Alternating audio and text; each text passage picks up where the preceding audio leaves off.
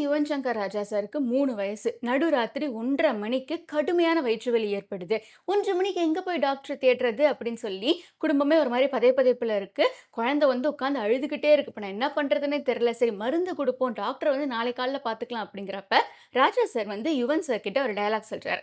அதாவது, "நாங்க வந்து உன் கூட இருக்க முடியும், எல்லாமே பண்ண முடியும். ஆனா உன்னுடைய வலிய நீ தான் தாங்கி ஆகணும்" அப்படின்னு சொல்றாரு.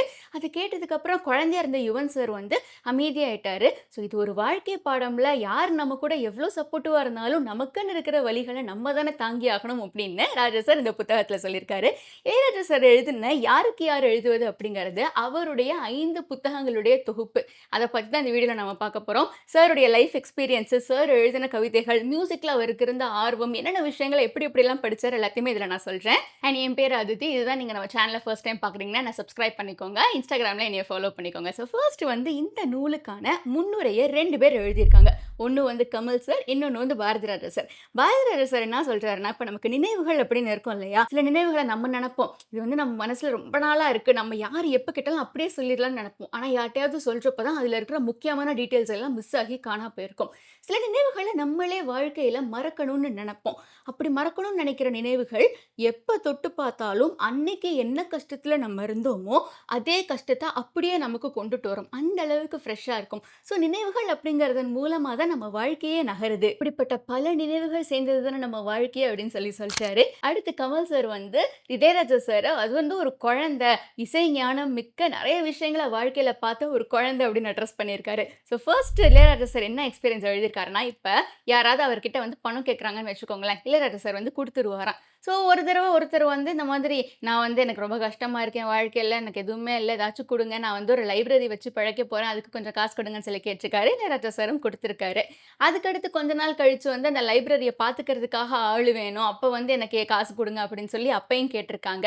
இதே சம்பவம் வந்து அவர் வீட்ல ஒரு தடவ ரெப்ளிகேட் ஆயிருக்கு. அப்ப வந்து அவர் மனைவி சொல்லியிருக்காங்க, "ஏங்க கொஞ்ச மாசம் முன்னாடி தானே நீங்க பணம் குடுத்தீங்க. இப்ப திருப்பி என்ன பணம் குடுத்துக்கிட்டு இருக்கீங்க?" அப்படின்னு கேட்கிறப்ப தான் அவருக்கு ஸ்ட்ரைக் ஆயிருக்கு.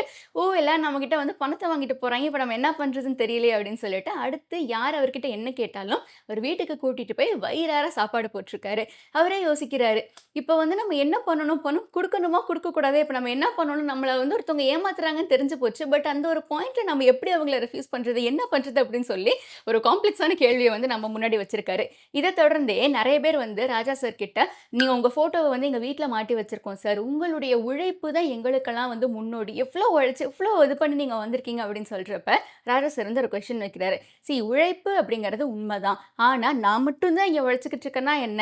அப்படின்னு சொல்லி அவர் வந்து அவர் கூட அந்த ஒரு டயத்துல இருந்த ஒரு 10, 15 பேர் பேர சொல்லிட்டு, நான் எவ்வளோ உழைச்சேனோ, அவங்களும் வந்து இதே அளவுக்கு தான் உழைச்சாங்க. அப்ப வெற்றி அப்படிங்கிறத தீர்மானிக்கிறது என்னது அப்படின்னு பார்க்கிறப்ப, கரெக்ட்டான டயத்துல, கரெக்ட்டான பிளேஸ்ல நம்ம இருக்கணும் அப்படின்னு சொல்லுவாங்க இல்லையா? சார் வந்து அத தான் ரீஎம்பசைஸ் பண்ணியிருக்காரு. இந்த மாதிரி வந்து நானும் உழைச்சேன். பட் அதுக்கு ஏத்த மாதிரி எனக்கு சுற்றமும் வந்து எனக்கு அதுக்கு ஏத்த மாதிரி அமைஞ்சது. நான் உழைச்சதுக்கு ஏத்த மாதிரி வந்து அடுத்தடுத்து விஷயங்கள்லாம் எனக்கு நடந்தது. ஸோ இது உழைப்போட சேர்த்து நெறைய விஷயங்கள் கலந்த ஒரு கலவை அப்படின்னு சொல்லலாம்னு சொல்லியிருக்காரு.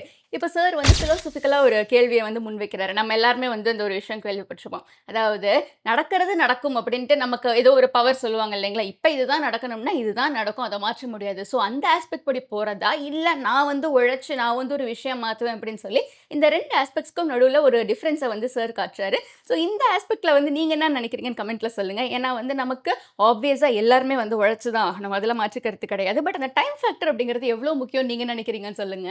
இப்போ வந்து சில மியூசிக் டைரக்டர்ஸ், சில கம்போசர்ஸ் எல்லாம் வந்து எனக்கு கம்போஸ் பண்றதுக்கு அப்படியே ஒரு ஆம்பியன்ஸ் வேணுமா, அதாவது ஒரு பனி பிரதேசத்துல போய் அமைதியான ஒரு இடத்துல உட்கார்ந்தா தான் எனக்கு இசை வரும் அப்படிலாம் சொல்றத பத்தி ஒரு நிருபர் வந்து இளையராஜா சார் கிட்ட கேட்டிருக்காங்க. அப்ப சார் சொல்லியிருக்காரு, அங்க போய் அவங்களுக்கு கிடைக்கிறதுக்கு பேரு வைப்ரேஷன், இன்ஸ்பிரேஷன் கிடையாது. இன்ஸ்பிரேஷன் அப்படிங்கிறது எந்த ஒரு பாயிண்ட்ல இருந்தாலும் நமக்கு அது வரணும். ஒரு ஸ்பார்க் தான் இன்ஸ்பிரேஷன் அப்படிங்கிறதுன்னு சொல்லியிருக்காரு. இதே மாதிரி நீங்க வந்து ஃபாரின் போய் பாடுறீங்க, தமிழ்நாட்டிலயும் பாடுறீங்க. என்ன வேறுபாடு அப்படிங்கிறப்ப, இசை அப்படிங்கிறது ஒண்ணுதான். அந்த உணர்வு ஒண்ணுதான். ஆனா, மக்கள் அத பெர்சீவ் பண்ணிக்கிற விதம் வந்து கம்ப்ளீட்லி டிஃபரெண்ட்டா இருக்குன்னு சொல்லியிருக்காரு. சாருடைய கவிதைகள வச்சு பார்க்கிறப்ப, ஃபுட், கர்மா இந்த 2 விஷயங்களையும் வச்சு சொல்லியிருக்காரு. இப்ப நமக்கு வந்து காலையில சாப்பிட்ட சாப்பாடு ஒத்துக்கல அப்படின்னா, டெஃபினட்டா அது மதியானம் வேலைய காட்டிரும். அப்ப நம்ம வந்து அப்படி நமக்கு ஒத்துக்காம போற மாதிரியான உணவுகளையோ, கெட்டுப்போன உணவுகளையோ நம்ம சாப்பிட மாட்டோம்.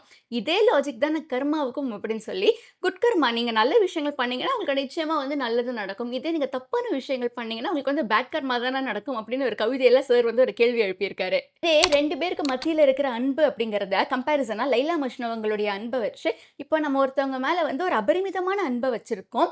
ஆனா, அந்த அபரிமிதமான அன்பே வந்து இன்னொருத்தவங்கள காயப்படுத்துற மாரி அமைஞ்சிருது. அப்ப அந்த அன்பு அப்படிங்கிறது என்ன? எல்லாமே சேர்ந்தது தானே. லைக் 24/7 நம்ம வந்து லவ் மட்டுமே குடுக்க முடியாது. ஆப்வியஸா அதில சில ஃப்ளாஸும் இருக்கும். அதையும் சேர்த்து தானே நம்ம வந்து இணைச்சு ஒரு மாதிரி கொண்டுட்டு போகணும் அப்படின்னு சொல்றாரு. அடுத்ததா நல்லது, கெட்டது அப்படிங்கிற 2 விஷயங்கள வச்சு பார்க்கிறப்ப, நம்மள சுத்தி இருக்க சர்க்கம்ஸ்டன்சஸ் தான் அத டிசைன் பண்ணுது அப்படின்னு சொல்லி, இப்ப வந்து நல்லா காத்தடிக்குது அப்படின்னா, ஒரு வெயில் காலத்துல வந்து ஒரு ஜில்லுன்ற காத்து வந்து நமக்கு இதமா இருக்கும். இதே வந்து பனிக்காலத்துல அடிக்கிற காத்து வந்து நல்லா காதுக்குள்ளே போச்சுன்னா கடுமையா சளி பிடிச்சிரும். கம்பளி அப்படிங்கிறது பனிக்காலத்துல நமக்கு பயங்கர உதவியா இருக்கும். ஆனா வெயில் காலத்துல வந்து அந்த கம்பளிய பொறுத்தனா 2 நிமிஷத்துல கசகசன்னு வந்துரும், வேர்த்துரும். ஸோ நம்மள சுத்தி இருக்கிற அந்த சர்க்கம்ஸ்டன்சஸும் நமக்கு கிடைக்கிற விஷயங்களுக்கு ரொம்பவே முக்கியம். அடுத்ததா இறைவன பத்தின ஒரு ஒரு காம்ப்ளெக்ஸான ஒரு டெர்ம் வச்சிருக்காரு. நெறைய பேர் கேட்குறாங்க, "என்ன கடவுள் நம்பிக்கை இருக்கா உங்களுக்கு? ஏன்னா கடவுள் இருக்காரா? என்ன நினைக்கிறீங்க நீங்க? சாமியா? அப்படியா? இப்படியான்னு?" நெறைய பேர் கேட்கிறப்ப, கடவுள் அப்படிங்கிறதே ஒரு நம்பிக்கை தான். அதாவது நீங்க கடவுள பார்த்துருக்கீங்களா? கடவுள் இறங்கி வருவாரு அப்படிலாம் கேட்கிறப்ப, இல்ல இல்ல இது வந்து ஒரு நம்பிக்கை. நமக்கு வந்து லைஃப்ல ஏதாச்சும் ஒரு விஷயம் மேல ஒரு ஒரு பற்று இருக்கணும்னு சொல்லுவாங்கல்ல. நமக்கு ஒரு பிடிப்பு வேணும் இல்லையா? ஸோ அந்த பிடிப்பே வந்து கடவுள் தான் அப்படிங்கிறத வந்து இணைச்சு ஒரு மாதிரி இறைவன் இருக்காரோ இல்லையோ, உங்களுக்கு ஒரு ஹோல்டு வேணும். அது வந்து இந்த காலத்துல நெறைய பேர் வந்து யூனிவர்ஸ்ன்னு சொல்றாங்க.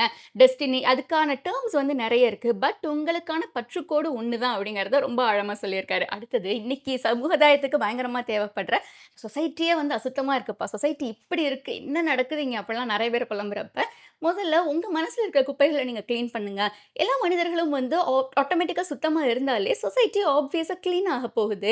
நீங்க வந்து மனசுல வந்து இவ்ளோ அழுக்குகளையும், வன்மத்தையும் வச்சுக்கிட்டு சமுதாயம் அழுக்கா இருக்குன்னு சொல்றதுல எந்த ஒரு பிரயோஜனமும் இல்லையே அப்படின்னு சொல்லி, அதாவது சுத்தி இருக்கிறவன சொல்றதுக்கு முன்னாடி, "உன்ன நீ பாரு, உன்கிட்ட எல்லாம் பெர்ஃபெக்ட்டா இருக்கா?" அப்படின்னு சொல்லி கேட்டிருக்காரு. நிறைய இடங்கள்ல வந்து அவரே பயங்கரமா பகடி அடிச்சிருக்காரு. சொசைட்டியையும் சரி, அவரையும் சரி. நான் அப்ப அப்படி யோசிச்சேன்.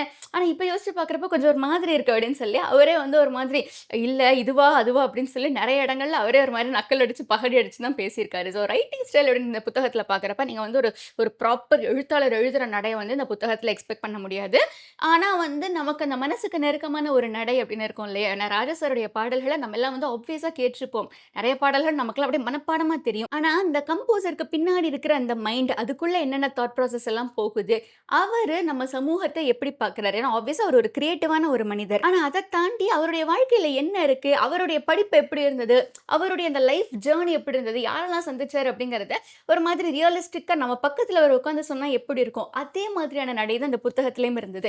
இதோடைய ஜர்னல பத்தி நான் யோசிச்சப்ப, ஆக்சுவலி இது வந்து ஒரு மாதிரி ஒரு செல்ஃப் ஹெல்ப் கேட்டகரில லைட்டா அத கொண்டுட்டு வரலாம். பட் இந்த ரியலிஸ்டிக் செல்ஃப் ஹெல்ப் அப்படின்னு வச்சுக்கலாம். ஏன்னா செல்ஃப் ஹெல்ப் புக்ஸ்லாம் வந்து அத படிச்சு முடிச்சோனே நமக்கு வந்து இன்ஸ்டன்ட்டா வந்து அப்படியே டோபமைன் பயங்கரமா ஆகும். நான் வந்து போய் இந்த உலகத்தையே வில்லுன்னு வளைக்க போறேன்னு ஆகும். பட் அத கொஞ்சம் நம்ம வெளிய போய் பார்க்குறப்ப, நம்மளுடைய சந்தர்ப்ப சூழ்நிலைகள் நம்மள வந்து மூஞ்சிலயே அறையும். பட் அப்படி இல்லாம இது வந்து ஒரு ஒரு மாதிரி ரியலிஸ்டிக்கான ஒரு புத்தகம். நீங்க இப்படி இருங்க, இப்படி பண்ணுங்க அப்படின்னு சொல்லி சில விஷயங்கள வந்து ரொம்பவே ஆழமா, அழகா சார் சொல்லியிருக்காரு.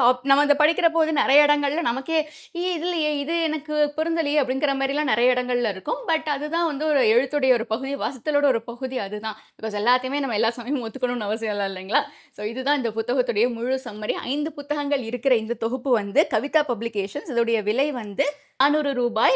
இணையத்தில வந்து மெரினா புக்ஸ்ன்னு நெனைக்கிறேன். அதில வந்து இந்த புத்தகத்த ரூ. 315க்கு நான் பார்த்தேன். ஸோ இந்த வீடியோ உங்களுக்கு எப்படி பிடிச்சிருந்ததுன்னு கமெண்ட்ல சொல்லுங்க.